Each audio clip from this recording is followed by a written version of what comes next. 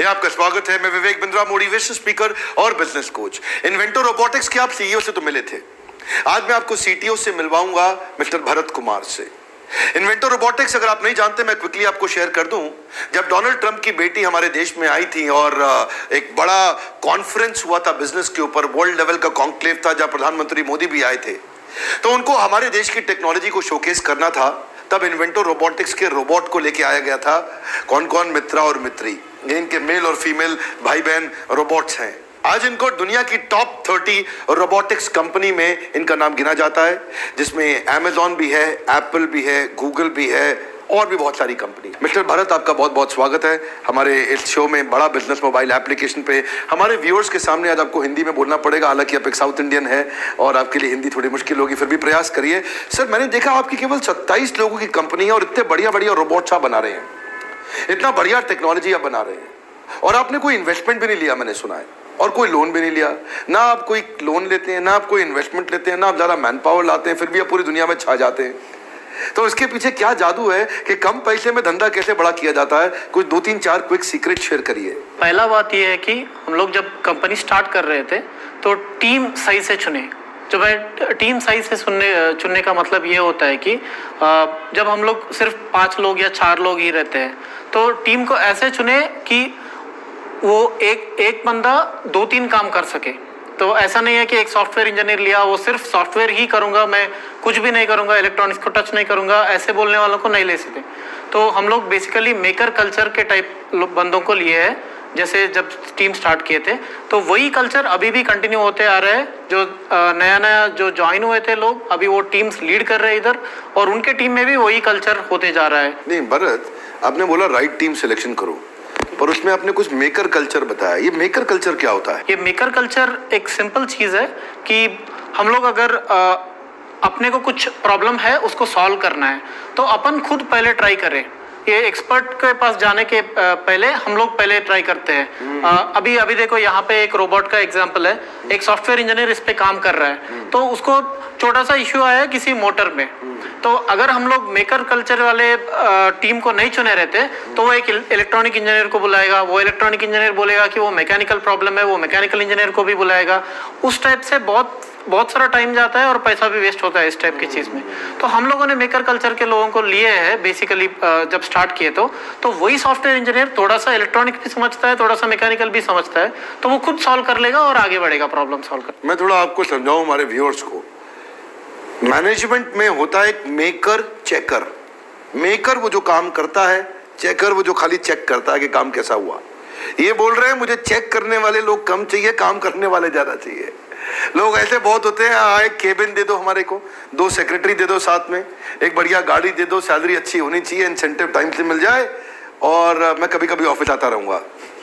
ऐसे भी बहुत मैन पावर आती है।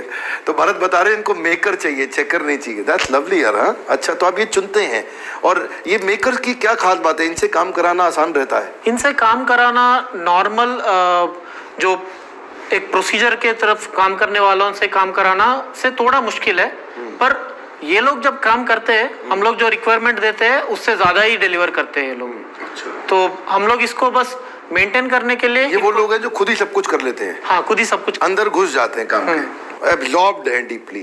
तो क्या हुआ, आप इनका पैशन ढूंढते हो पहले इंटरव्यू में? तो मैं मेरा इंटरव्यू करने का तरीका थोड़ा सा अलग है रेगुलर कंपनी से। रेगुलर कंपनी कैसे एप्टीट्यूड टेस्ट लेती है, एक इंटरव्यू लेती है, वो सब करते हैं। तो मैं क्या करता हूँ, इनको इंटरव्यू पे बुलाता हूँ, इनको पहले हमारे कंपनी के बारे में एक्सप्लेन करता हूँ, हमारे प्रोडक्ट के बारे में एक्सप्लेन करता हूँ। उसके बाद में हमारा जो टीम काम कर रहा है, इसको इस आदमी को मैं जिस टीम पे रखना चाहता हूँ उस टीम से एक छोटा सा प्रॉब्लम लेके इसको दे देता हूँ हाथ में। तो अगर वो बोलेगा वो सॉफ्टवेयर रहे तो ही करेगा, वो सब है, तो उसको लैपटॉप भी दे देता हूँ, ठीक है ये सॉल्व करो करके दे देता हूँ उसको। रियल टाइम प्रॉब्लम जो कस्टमर को डिलीवर हो सके, तो वो प्रॉब्लम को वो सॉल्व करे ना करे, पर कैसे हैंडल कर रहा है वो देखता हूँ मैं। तो आप एक वहीं पे रियल टाइम टेस्ट ले लेते हैं? हाँ, कि आप पहले काम करके दिखाओ।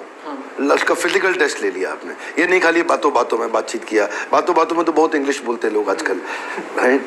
तो आप तो आईआईटी बैकग्राउंड से हैं। आप कौन से आईआईटी से पढ़ाई किया आपने? आईआईटी मद्रास से। IIT Chennai Madras. That's lovely, very good.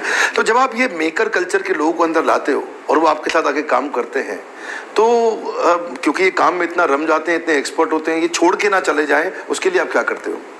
तो उनको मैं जब भी प्रोजेक्ट देता हूँ, क्योंकि हमारा पहले से प्रोडक्ट कंपनी है, ऐसा नहीं है कि किसी और कंपनी को सर्विस कर रहा हो, उनका बोरिंग प्रोजेक्ट लेके हम लोग काम कर रहे हैं, ऐसा नहीं है। तो हमारा ही खुद का प्रोडक्ट है। तो इसमें मैं उनको इतना इंटरेस्टिंग चीज देता हूँ प्रोजेक्ट के जैसा कि उनका पूरा अटेंशन उसी पे लग जाए। तो उनके इंटरेस्ट का प्रोजेक्ट देते हैं आप उनको, और उससे वो उनका पूरा एब्जॉर्प्शन आ जाता है। पर एक बात है, तो ये जो मेकर लोग होते हैं जो काम में बिल्कुल घुल जाते हैं, लग जाते हैं, कभी कभी बहुत दिन लगा देते हैं काम में और बहुत R&D करने में लग जाते हैं, और आपका तो R&D में पैसा भी बहुत लगता होगा, तो क्योंकि रोबोट आपने बनाए तो रिसर्च एंड डेवलपमेंट का ही काम है, तो टाइमलाइंस मीट करने के लिए क्या करते हो आप? तो टाइमलाइंस मीट करने के लिए बेसिकली हम लोग इनको डेडलाइन देते हैं। वो डेडलाइन हमारा बना हुआ नहीं रहेगा, बाहर से बना हुआ आएगा। तो डायरेक्ट उनको बता देते हैं, हमारा छोटा कंपनी है, बहुत ट्रांसपेरेंट रहेगा, ये यहाँ पे जो रोबोट बना रहा है वो किधर जाने वाला है उसको पूरा पता रहेगा। और हम लोग ऐसे भी रखते हैं कि ये खुद जाके उसको उधर डिलीवर करे, तो उसको पता रहेगा कि वो उधर का टाइमलाइन तो हिलने वाला नहीं है। तो फॉर एग्जांपल हम लोगों ने मोदी जी के साथ एक इवेंट किया है GES में, तो उस टाइम पे हमारा वो मॉडल पहली बार लॉन्च होने वाला था। तो बोले तो बॉट बना ही नहीं था, तो पर हम लोगों ने इवेंट के लिए हाँ कर दिया है, वो कंफर्म हो गया है इवेंट। तो ऐसा था कि मोदी जी का इवेंट तो डेट चेंज करने वाला नहीं था, तो जो भी करना था अपने को ही इधर करना था। तो 3 वीक में हम लोगों ने पूरा, जब तक जितना भी जानकारी था कंपनी में, वो सब लगा के पूरा टीम मिल के वो रोबोट बनाए थे, वो शो में हासिल हुए और वो सक्सेस भी हुआ है। Okay okay okay. तो मतलब डेट और टाइमलाइन आप नहीं देते अपने एम्प्लॉइज को, डेट और टाइमलाइन आपका कस्टमर देता है, तो डेट और टाइमलाइन बाहर से आ गया। तो बहुत अच्छा तरीका है, इसको बोलते हैं कंपेलिंग एक्साइटिंग स्टोरी एक टाइमलाइन की बिल्ड कर दी। तो मतलब मोदी जी के बाद, मोदी जी की तो डेट नहीं बदल सकती थी और आपने रोबोट तैयार कर दिया, उसके बाद अगले प्रोजेक्ट में कैसे किया फिर? तो अगले भी प्रोजेक्ट्स में ऐसे ही डेडलाइन रहते हैं, पर उतना बड़ा इवेंट नहीं हो सकता है। फॉर एग्जांपल हम लोग स्मार्ट वर्क्स करके यहाँ पे एक कोवर्किंग स्पेस है, उनको रोबोट्स भेजे थे। तो उनका डेडलाइन ऐसा था कि उनका बिल्डिंग का लॉन्च था उस दिन, तो उन्होंने बड़े बड़े कंपनीज के CEOs को सबको बुलाए थे। तो वहाँ पे हमारा बॉट इनॉग्रेट करने वाला था इवेंट को, तो बॉट के बिना वो इनॉग्रेशन होने ही वाला नहीं था। तो हम लोगों को ऐसा कंपलिंग रीजन रहता है कि ये अगर इवेंट वहाँ पे होना है, उतने बड़े कस्टमर है और उतने सारे लोगों को बुलाया, तो हर बार 1 महीने का कोई ना कोई टाइमलाइन ले आते हैं और पूरी कंपनी लग जाती है उस टाइमलाइन में।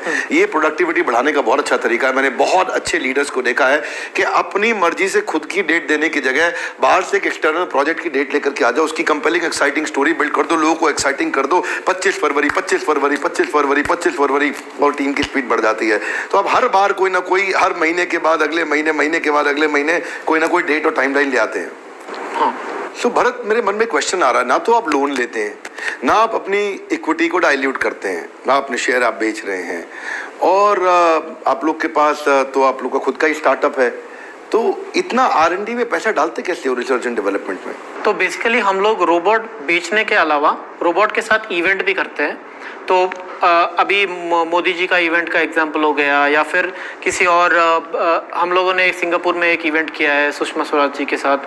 तो उस टाइप से इवेंट से हम लोगों को वो लोग पे करते हैं कि रोबोट उधर ले जाके होस्ट करने का वो सब रहता है। तो इवेंट से हमको जो पैसा मिलता है उसमें से 50% हम लोग R&D में डालते हैं। तो ऐसा हो गया और बाकी 50% ऑपरेशंस में और तनख्वाह सैलरी वगैरह में लगा देते हैं। हाँ, तो ऐसा हो जाता है कि R&D इनोवेटिव करना है, वो तो पता ही है, लोग भी वैसे ही ले चुके हैं, पर पैसा लिमिटेड रहेगा, तो उसमें फ्रूगल इंजीनियरिंग आ जाएगा। तो हम लोगों के पास ऐसा नहीं है कि बड़ा अभी दूसरे एग्जांपल्स अगर लिए तो पहले पूरा मशीनरी खरीद के रखते हैं, उसके बाद में जो करना है उस पे करते रहते हैं। हमारा ऐसा रहेगा कि जो रिक्वायरमेंट आएगा, वो 2-3 बार आ रहा है रिक्वायरमेंट, तो हम लोग तब जाके इक्विपमेंट खरीदते हैं कि उसका मैक्सिमम यूटिलाइज हो सके। अभी हमारे पास जितने भी इक्विपमेंट है, मशीनरी है, वो जितने भी हार्डवेयर टीम है, सब लोग सब इक्विपमेंट यूज करते हैं। तो ऐसा नहीं है कि कुछ मशीन साइड में रखा हुआ है, उस पर इन्वेस्टमेंट वेस्ट जा रहा है, ऐसा नहीं करते हैं। तो आप जो सारे इवेंट्स करते हैं उनसे पैसा लेते हैं ज़्यादा आप? हाँ, रोबोट बिका तो अलग बात है, लेकिन आप इवेंट से ही पैसा कमाना शुरू कर देते हैं। वहाँ जाके आपका रोबोट हाथ मिलाता है, इंट्रोडक्शन करता है और काफ़ी सारे काम करता है, उससे आपको किराया। मोदी जी के इवेंट में थोड़ी आपको रेंट मिला होगा? वहाँ पे भी रेंट मिला है। मोदी जी से भी रेंट लिया आपने? हाँ, वाह क्या बात है, मोदी जी से भी पैसा ले लिया आपने, दैट्स वेरी गुड। तो मतलब कई लोग आपसे फ्री में मांगते होंगे, तो आप बोल देते हैं कि जब मोदी जी ने दे दिया तो आपको कहाँ से फ्री में रोबोट दिखा पाएंगे? तो हमारे पास कुछ लोग आते हैं ऐसे, हम लोग तो बड़े कंपनी से आपको बहुत बड़ा विजिबिलिटी मिलेगा, आपका तो छोटा स्टार्टअप है, आप हमारे पास आओ, आपका रोबोट दिखाओ करके बोलते हैं, फ्री में रोबोट मांगते हैं। हाँ, बेसिकली वो लोग हमको वो इवेंट सेल करते हैं आके, ये इतना बड़ा इवेंट है, यहाँ पे आपको रोबोट रखने का मौका दे रहे हैं। तो हम लोग बोलते हैं ठीक है, वो सब ठीक है, हम लोग रोबोट रखेंगे, लेकिन किराया चाहिए। इतने बड़े लोग ही पैसे दिए थे, उससे तो बड़ा इवेंट नहीं हो सकता ना आपका, तो पे करना ही है। तो भरत, अभी तो इस समय रोबोट्स की इंजीनियरिंग बढ़ रही है और चाइना से भी रोबोट्स आ रहे हैं, जापान से भी आ रहे हैं और इंडिया में भी बनाना शुरू किया है। तो आपसे कोई रोबोट क्यों खरीदे? आपका कॉम्पिटिटिव एडवांटेज क्या है? तो ये बात हम लोग बहुत सारे कस्टमर्स को भी बताते हैं। तो ये सिंपल बात है, हम लोगों ने जब रोबोट बनाना शुरू किए थे तो पहले ये कंडीशन था कि हम लोगों के पास इतना पैसा नहीं था कि बाहर से रोबोट खरीद के लाए और उसको इधर कस्टमाइज करें। तो उसी कारण हम लोग ये रोबोट को पूरा स्टार्टिंग में से हम लोगों ने ही बनाया है। तो इसका हार्डवेयर, इलेक्ट्रॉनिक, सॉफ्टवेयर जो भी है वो सब इधर ही अपने कंपनी में ही बनता है। तो फॉर एग्जांपल अभी मैं बोलता हूँ कि पीवीआर दिल्ली में एक रोबोट है, उसमें कुछ इशू आया, उसका व्हील में से कुछ नॉइस आ रहा है, तो हम लोगों को एग्जैक्टली पता है वो इशू किसके वजह से आ रहा है। ऐसा नहीं है वो आपने खुद ही बनाया। हाँ। तो बाकी कंपनी बाहर से रोबोट बनाएंगी, उसको कस्टमाइज करेंगी, उसको लेकर के आएंगे, उसको यूज करेंगी, पर इसका पूरा हार्डवेयर, सॉफ्टवेयर, इंजीनियरिंग सब कुछ आपने खुद ही किया है। तो दैट्स वेरी फ्रूगल। इससे आपको कॉस्ट कम करने में हेल्प मिली आपको? इससे बहुत हेल्प मिली है। पहले जैसे मैंने ऑलरेडी बोल दिया है कि पहले पैसा नहीं था तो खुद करना पड़ा, उसके बाद में उसमें से हम लोगों को एडवांटेज समझ में आया कि हम लोग जब पूरा कंट्रोल करते हैं तो कस्टमर को किसी भी तरह का कस्टमाइजेशन ऑफर कर सकते हैं और बेटर सर्विस भी ऑफर कर सकते हैं। तो हम लोगों ने कभी भी ये आंसर नहीं दिया है कस्टमर को कि ये क्या हो रहा है, हम लोग को पता नहीं है, हम लोग कुछ कर नहीं सकते, ऐसा आंसर कभी नहीं गया है कस्टमर को। उनको जो भी प्रॉब्लम आता है हम लोग जाके खुद उधर बैठ के सॉल्व करके आते हैं। तो अगर हम ध्यान से देखें, भरत ने मुख्य रूप से 3-4 चीजें बताई। पहला कि राइट मैन पावर का सिलेक्शन आप करते हैं, आपकी मैन पावर बहुत इंपॉर्टेंट है आपके लिए, आप बेस्ट आदमी ढूंढ के लेकर के आते हैं और वो लाते हैं जो मेकर है, जो खुद करना चाहता है। ऐसा नहीं कि मेरे को इसके लिए ये आदमी दो, उसके लिए ये आदमी दो। तो उससे क्या हुआ, आपकी मैन पावर अच्छी, वो काम में लग गई।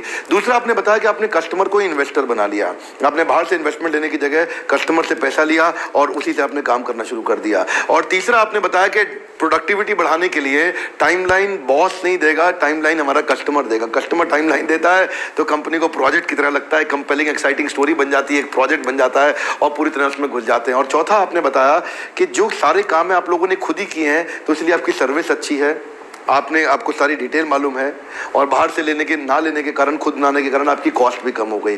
तो दिस इज लवली। आपने 4 तरीके बताए जिससे एक स्टार्टअप शुरू में अपने बिजनेस को स्केल अप करते वक्त बिना पैसे के धंधे को कैसे करे। These are great learnings. ये वो लोग हैं जिन्होंने खुद अपने हाथों से किया। दुनिया की टॉप 30 रोबोटिक्स इंजीनियरिंग कंपनी में से एक कंपनी, वर्ल्ड इकोनॉमिक फोरम से लेकर के हमारे देश के गुजरात वाइब्रेंट समिट तक, नरेंद्र मोदी तक, इनको कई रिकॉग्निशन मिल चुके हैं। सर, आपको बहुत बहुत बधाई हो, आपने हमारे देश का नाम रोशन किया, ऊंचा किया। आईआईटी के यंग लड़के भरत सीटीओ है इस कंपनी के, आप भी इनको शुभकामनाएं दीजिए। आई होप इस इंफॉर्मेशन में से आप कुछ इंप्लीमेंटेशन के लिए लर्निंग जरूर निकालेंगे। केवल इंफॉर्मेशन से फायदा नहीं होता। हमारे साथ जुड़े रहने के लिए, हर बार वापस आके हमारे वीडियोस को देखने के लिए आप सबका प्रेम पूर्वक दिल से बहुत बहुत धन्यवाद। मिस्टर भरत, आपका भी बहुत बहुत धन्यवाद। Thank you very much. Thank you.